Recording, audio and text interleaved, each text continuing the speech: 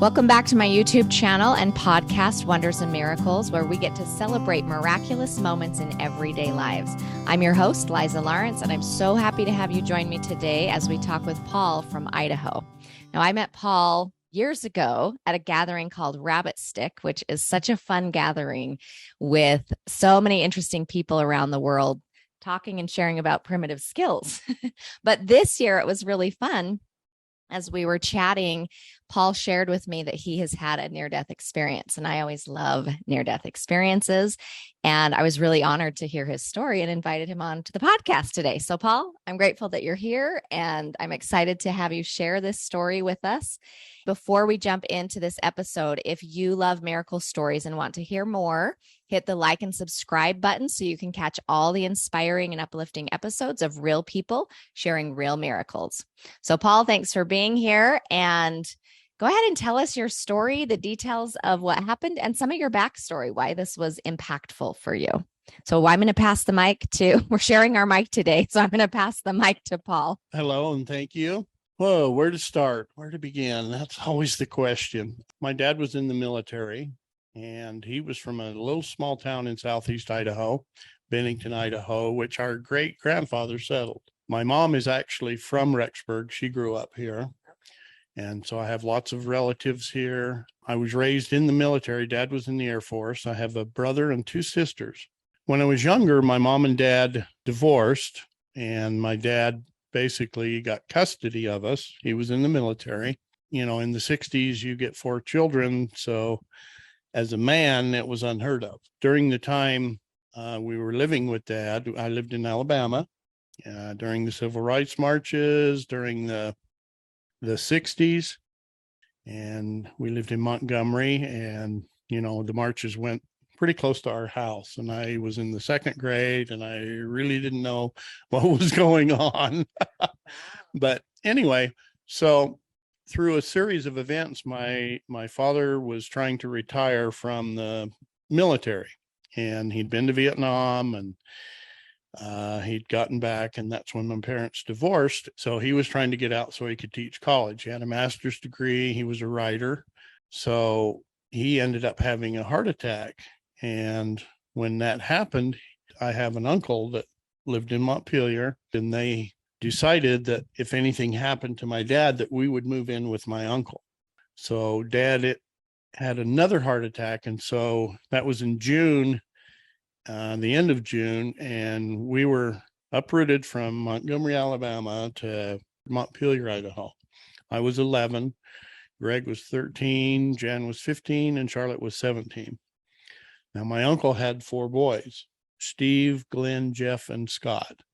And so we became a family, and that's why I call him a brother. And, you know, so it's kind of complicated, and it's easier just to say we're brothers, but in all actuality, we're cousins, but we grew up together. So anyway, so when we moved to Idaho, I can remember visiting my mom's family here in Rexburg, and they were all very good people and very religious. And so we never went to church that I can remember when we lived in Alabama, maybe once or twice. I don't know. So we moved to Idaho, and that's when we were introduced to the missionaries. And so Greg and me and Jan joined the church. Charlotte didn't join the church. I guess you can still call it Mormon church. I don't know all the logistics, and I don't care. I'm not politically correct anyway. So anyway, that's how I was introduced to the gospel. And fast forward, I went on a mission for the church, and that was probably the best eye-opening, the best 2 years. And it did me more good than anybody. Yeah. So I'm happy about that. I got married. I was 27. I ended up working at the college in Rexburg. I'd been married 20 years and got divorced. And it was 2004. And then, my mom passed away a year after I got divorced. And I was living by myself, and it was Christmas Eve. I was invited to go to my daughter's house, and I have played Santa before. Yes. And so I was going to my daughter and son-in-law's. I just had started to feel sick, and I was sitting in my chair, and I called my daughter and I says, hey, I'm not feeling very good. I probably, and I'm like any man, I'm stubborn and I hate going to the doctor. And my philosophy was, hey, I'd rather die than go to the doctor, which is like a lot of men, we're stubborn. And I called him a little later, and this is Christmas Eve. And I said, can you, I'm not feeling good. Can you come and get me? And, I think I need to go to the emergency room. And my daughter's a nurse. So her and her husband came and got me. We went to the emergency room. And as I was in the emergency room, I ended up having, it's diverticulitis, which is a stomach, something that didn't happen 100 years ago. It's an ailment that is from processed food and refined sugar and grains. Like I say, it didn't exist 100 years ago because they didn't eat all the processed food with all the chemicals. So I have an MRI, and the doctor comes in and he says, you got anybody you want to call? And I says, what for? He says, well, I'm going to do emergency surgery on you. I says, do I have a choice? He says, yeah, if I don't operate on you, you're going to die. I says, well, let me think about it, because I'm in extreme pain. He told me, he says, you're going to have a colostomy bag. And I says, no, absolutely not. I would rather die. I thought about it and I thought, I'm in extreme pain. My body's shot, which it is. I'd worn my body out working. And so anyway, so that night, actually, it was Christmas Day when I had emergency surgery. And I don't know if it was during the surgery or the next day, because the first 3 days are kind of, I was really heavily medicated, and I had peritonitis, which is when your stomach acids leak into your body, it poisons you. So I know what a gut shot deer feels like, and it's extreme pain. It's not good. I couldn't stand the weight of my shirt on my stomach. And so I come to in the hospital, and I knew that something had happened. I didn't really know when it had happened. And I asked my daughter, I says, did I check out during the surgery? No, Dad. Well, last summer, she told the truth. I knew I'd had an experience, and I knew it was either the first during the surgery or after the surgery. She told me, she says, yeah, you checked out 3 times during the surgery. Wow. You coded. Like flatline diet. Yeah. Wow. And I said, why the hell didn't you tell me? You knew that because I told her the experience, and she's a stickler on rules. And I asked the doctor too, and he lied. He didn't tell me. And they just don't want to go there. And I'll get back to that. I wake up in the hospital and I have a colostomy bag, which is a thing where they plumb your intestines out and you relieve yourself in a bag. And it's very disgusting. I'm not a self-conscious person. I've got a pretty good self-image, but boy, that one really basically kicked my butt. Yeah. It was humiliating. And I'm going to share this one too. Because you have to look at life and you have to laugh. Otherwise you cry. And so, I try to keep things light and keep things positive. And so I'm talking to the nurse, and all the nurses, go to the college and they're in that program, their 3rd or 4th year. And here's this, young, innocent nurse, and she's changing my colostomy bag. The most humiliating thing there is in the world. I mean, here you got this beautiful, young, and doing the most disgusting thing in the world. So I'm trying to make light of it and, make it a little more palatable. And I said to her, I says, I'm afraid this is really going to ruin my second job. She says, really? She says, what is it? I says, well, I'm a male dancer. And of course, you can see from my shape that I am not a male dancer, or I never have been. But I says, what am I going to do now? What am I going to, how am I going to collect the money? And I mean, this girl just boom, right back. She says, I tell you what, she says, I'll take and I'll knit you a little bag and we'll put it over the colostomy bag. And I thought, I like this girl. I like this girl. What a great comeback. Cute. So anyway, you have to look at things and just roll with them or they'll crush you. Yeah. We have a choice in life to be a victim or to not be a victim. We've all had stuff happen. We've all had things wrong. We've all had this and that. And you choose to carry what you carry. I have a friend who I told one day, I says, I'm going to get you a backpack and I'm going to fill it with rocks and you're going to carry it around. Well, what are you talking about? You have things you're carrying since childhood. Get rid of them. They don't do you any good. They're burdening you. They're weighing you down. You don't need them. And that's always been my philosophy is, hey, you have the choice to be a victim or not be a victim. You choose. Doesn't regardless. There's a certain point in your life, and it doesn't matter what's happened. You have to own up.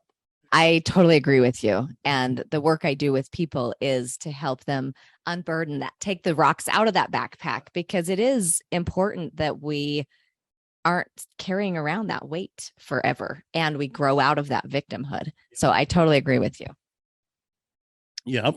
You know, when I was in the hospital on the operating table, which I found out was when I had my experience, and I'll just go right into it. I was in a space and I'm looking down and I see a body, and it's not in a hospital bed. It's just suspended. Now, at first I thought this was a room, but thinking back, I never saw any walls. So it's a space. It's a place. And I'm looking down and I realize in talking with other people who have had experiences, the one common denominator is there's a guide. There was someone right here. And I don't know if we were sitting or standing. We were just there. And so as I'm looking down, I realized that's my body. And I thought, oh, wow. I have no pain. Absolutely no pain. It was so joyous. It was so cool. No physical pain at all. And that was the first thing that I realized is, oh, I'm not this vessel or whatever you want to call it, our physical bodies. We experience pain. We experience this. We experience that. I had none of that. First time since, well, I was always going to the emergency room. As a child, I've been stitched and broke and this and that. And so to be without physical pain, it was wonderful. And so, when I have friends pass, I think, oh man, he's dancing or they're free from that burden. We're not free from the other burden. This one, that one stays with you. But as I'm looking down at my body with the guide, I noticed, number one, no pain. And number two, I started thinking about my life and the things that had happened and, just everything about it. And as I was thinking about my life, I went through a complete evaluation, I guess would be the easiest way to put it, of myself. And there's a couple of things you have to realize when you're in that realm, you can't lie. You can't hide anything. Everything is open. And I knew that. And I thought, I can't lie to myself and tell myself this or that, which is a pretty good revelation. As I'm doing that, it's like I'm getting thoughts. And the only way I can explain it is that you can process 1,000 things a second. And you're getting them from all over. You're getting thoughts and they're just coming to you. It's not vocal. It's a soul to soul. I don't know. It's a more pure form of communication, I guess would be the best way to put it. And so I'm getting all these thoughts and, evaluating and, I'll take time and think, yeah, I do that pretty good. And I was emphasizing the positive, and then, I would think of something negative, and I would thought, yeah, I got to work on that. The one thing that I really liked was there was no judgment and no shame. absolutely positively not an inkling of judgment or shame. It just was an honest, pure evaluation. Was this an evaluation coming from yourself, like you were evaluating yourself, or was someone else asking this evaluation of you?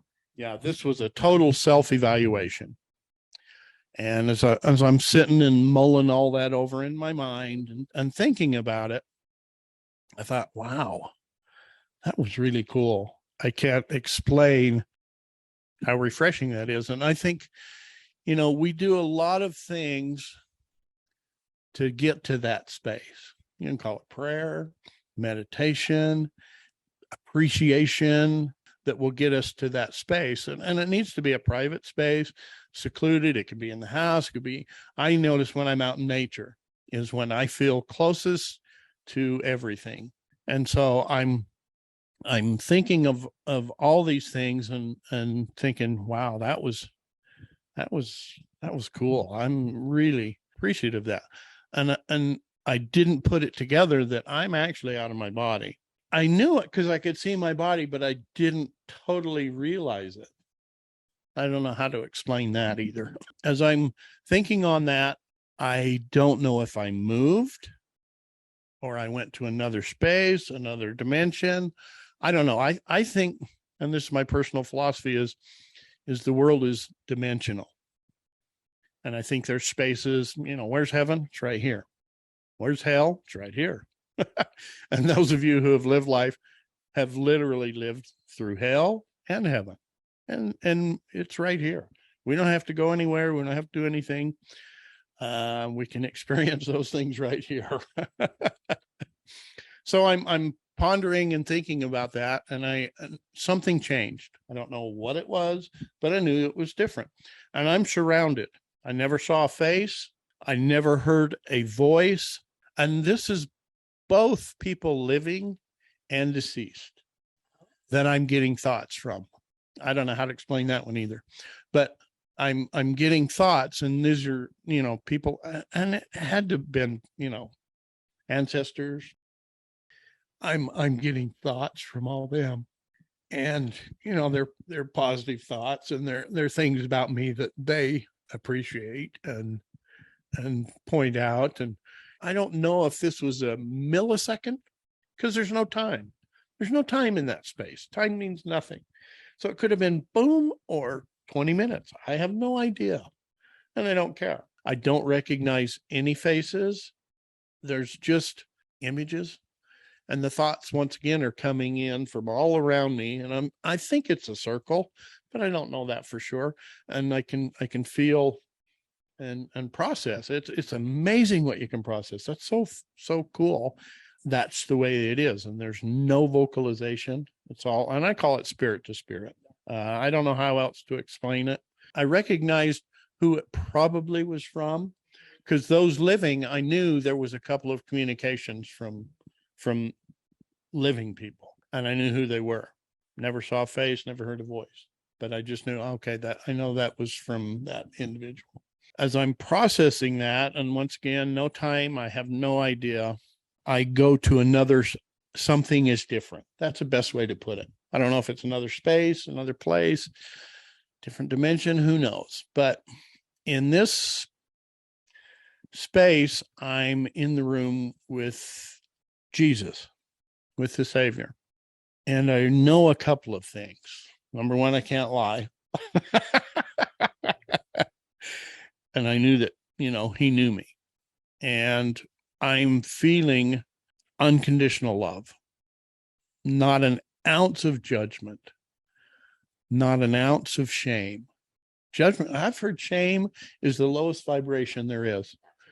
And that's so terrible that people use that as motivation. That's wrong, dead wrong, to make someone feel less of a person and attack their self-esteem. That's not right. I don't care what you've done. So as I'm in the space with his Savior, we're communicating back and forth, and I'm feeling this just overwhelming feeling of unconditional love. And I'm being me. I'm thinking, wow, there's absolutely no judgment, none at all, none at all. And that was so refreshing, because we hear of, do this with fear and trembling, or, hell and this. And I don't believe any of that. I think we create our own hell. But as we're communicating, I'm questioning, but what I did this, I did this. What about that? And, it's just, that doesn't matter. And so I look at that experience of unconditional love. And, as we're communicating, I was basically given the charge and told, this is what you need to teach. This is what you need to do, is let people know that there's unconditional love and that it's for everybody. And I look at life as a journey, not a destination. And this is where that word destinationers comes in, because too many people focus on this right here. That's where they're going. And I've always had the philosophy of, you need to take time and smell the roses. You need to stop. If you want to divert and go over this, off this path, go do this and see this. It's an experience. Not all experiences in life. In fact, we learn the most from the ones that are most painful. So we need to look at life as a journey. Hey, we're all going to screw up. We're all going to make mistakes. So what? It's all learning. That's how we learn. There's a lesson in that, and you probably ought to learn it. And, people get stuck in life because they don't learn the lesson and they condemn themselves. I've heard of people in their 80s that had an affair or something when they're in their 20s, and they're still punishing themselves for it. And I think, no, you've learned. You don't need to punish and condemn yourself for that. That's not right. A lot of people teach, you need to be perfect. Well, no, we're never going to be perfect, and it's okay. Learn from it. Getting back to when I was in the space with the Savior, it was an overwhelming feeling, and I've never felt unconditional love like that. Even though I raised objections about, well, I did this and I did that. Now, I've had people talk of experiences, and all our experiences we process according to how we were raised and the experiences that we've had. So my experience is going to be different from this person's experience and that person's experience and that person's. There'll be similarities, but it will be different. It's like if we're out here and we see something happen out in the street, you're going to have 5 or 6 different versions of that one event. The same thing when you process or when you talk to people about their near-death experiences. It's really, I'm not afraid to die. I was given a choice, and I was told, if you want to go, you can go. If you want to stay, you can stay. And so I thought about that really hard, because being free from physical pain is wonderful.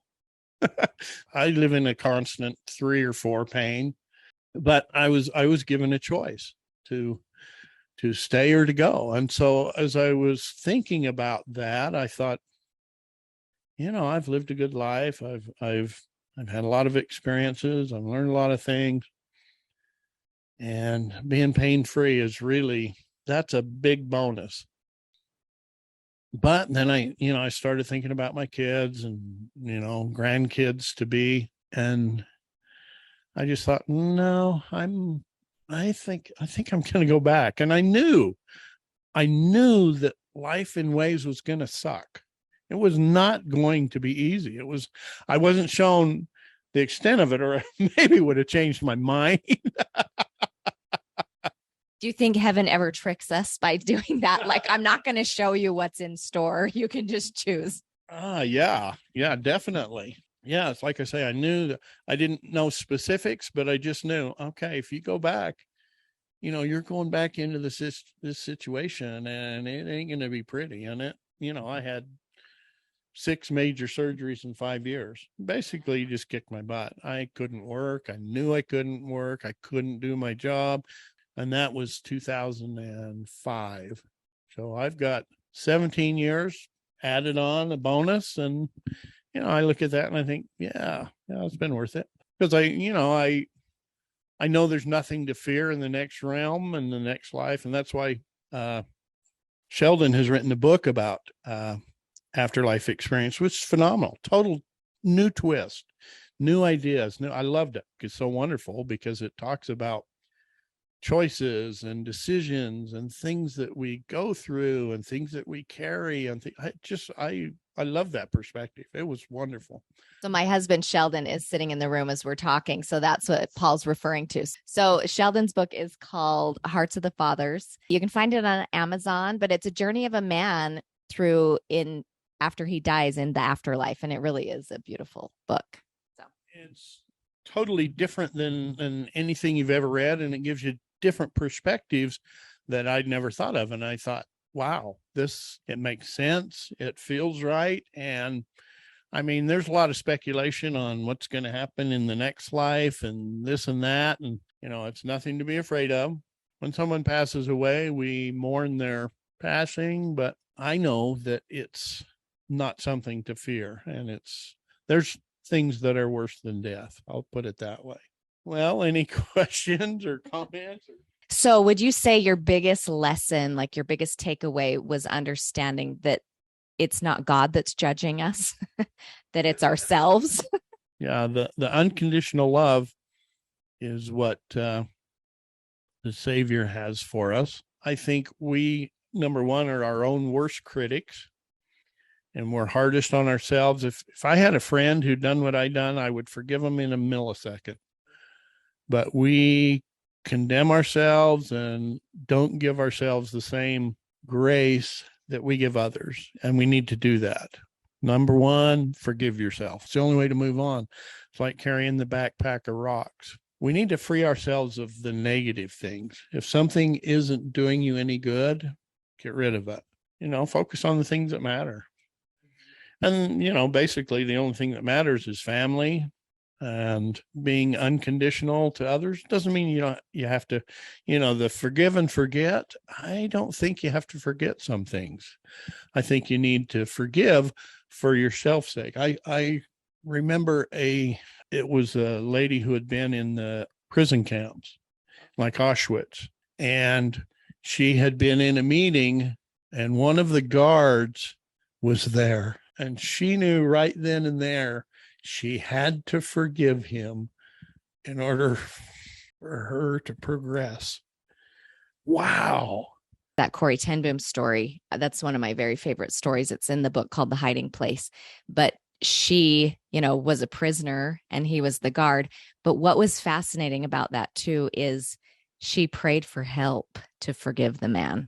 Sometimes forgiveness is beyond our ability, and we need divine help. And I think, your experience with Jesus in that space of, I forgive you. Like, are you going to forgive yourself? And I can help you do that process, which I think is beautiful when you're in a space of just pure unconditional love.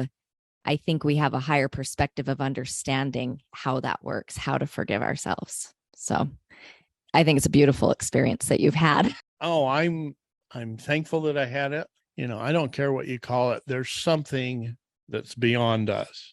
The world today is in a mess, and the only way it's going to change is individually. I don't watch the news. I can't do anything about it. Only thing I can do anything about is me.